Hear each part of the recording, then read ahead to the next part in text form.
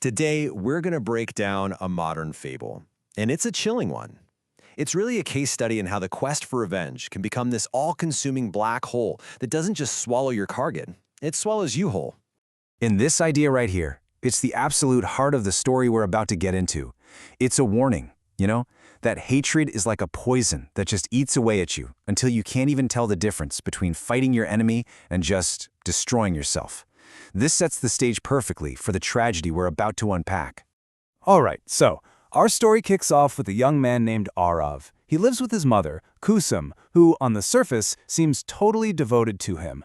Their life looks quiet, normal, but Arav has always felt that something is just deeply off. Yeah, so for years, this has been Arav's reality. Every single night, like clockwork, his mom just leaves the house. No explanation, no note, nothing. And he's never, ever dared to ask her why. There's this strange look in her eyes that just screams, "Don't ask." This whole mystery has pretty much defined their lives, but everything is about to get turned upside down because of one simple visitor. And this is what's so wild. A totally normal, everyday thing. A son brings a friend home from college, ends up being the spark that lights this massive fuse. The second Neha Sinha walks into their home, it's like an old, festering wound in Kusum's soul is just ripped wide open. So Kusum starts asking these questions, and on the surface, it just sounds like polite small talk, right?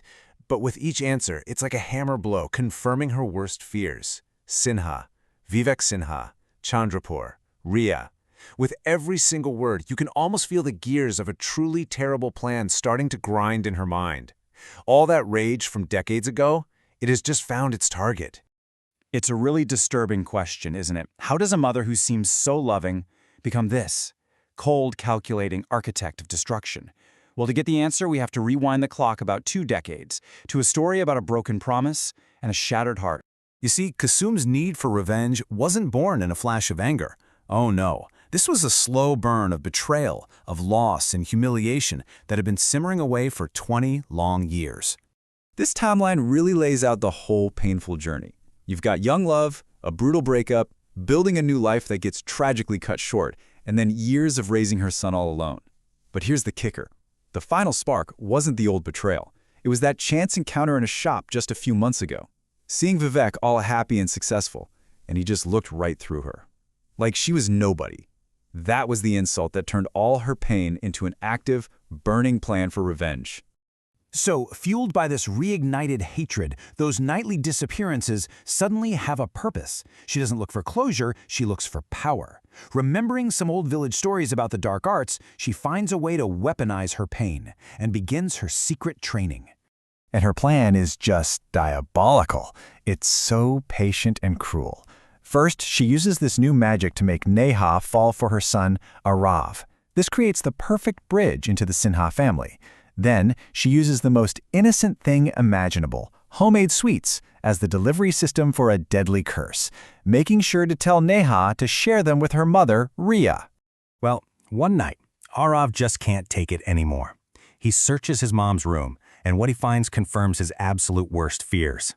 These aren't just random things. They're the tools of a curse. And when he confronts her, the dam just breaks. Kusum confesses everything. The black magic, her hatred for Vivek, and her horrifying plot to destroy his entire family, using Arav and Neha as pawns. And with that discovery, this private, dark obsession is about to become a very public tragedy. Because once Kusum's plan is in motion, it starts this horrifying domino effect of suffering that even she can't control anymore. Her magic starts working with chilling efficiency, and everyone's lives begin to completely unravel.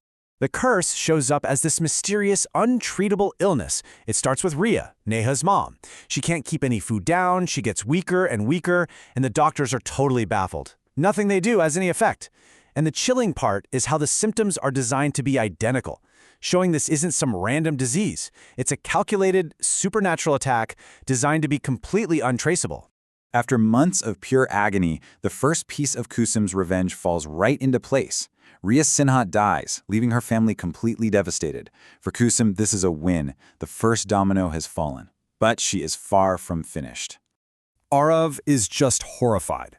He confronts his mother, he begs her to stop, thinking, okay, Riya's gone, it's over now. But Kusum's response is absolutely bone-chilling. Her need for revenge hasn't been satisfied, it's only gotten stronger. She doesn't just want to punish Vivek, she wants to annihilate him. And when Arav tries to stop her, she just locks him in his room. So with her own son locked away, Kusum lures a grieving Neha to her house, pretending to comfort her. She serves her one last meal, laced with the final fatal piece of the curse. A few days later, Neha dies from the exact same mysterious illness. The second domino falls. Hearing that Neha is dead, that's the final blow for Arav. He's trapped, helpless, totally crushed by what his mother has done and by losing the woman he loved. He sees no way out, and in his despair, he takes his own life. And just like that, the third domino, the one Kusum never meant to push, comes crashing down. So, she did it. Kusum got her revenge. She systematically destroyed Vivek Sinha's world, taking his wife and his daughter from him. But in her single-minded focus on his destruction, she ended up paying the ultimate price herself. Remember that warning she heard? Well, it was a prophecy, and it just came true in the most devastating way imaginable. The dark power she thought she was controlling was never really hers to command. It was a fire, and it was always going to burn the person who lit it.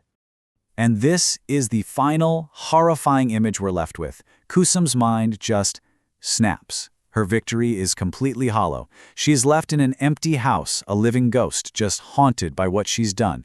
She's trapped in this endless loop, forever making those poison sweets for the family she destroyed, including her own son.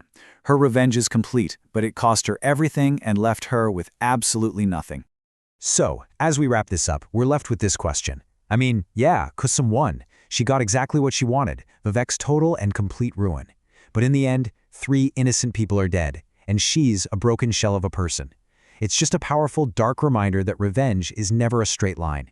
It's a circle of destruction that, in the end, consumes everyone it touches.